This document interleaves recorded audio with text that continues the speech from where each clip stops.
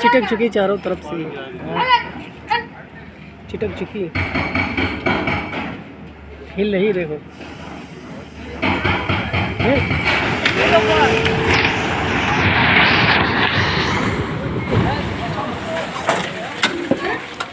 दरवाजा बंद करो जाके।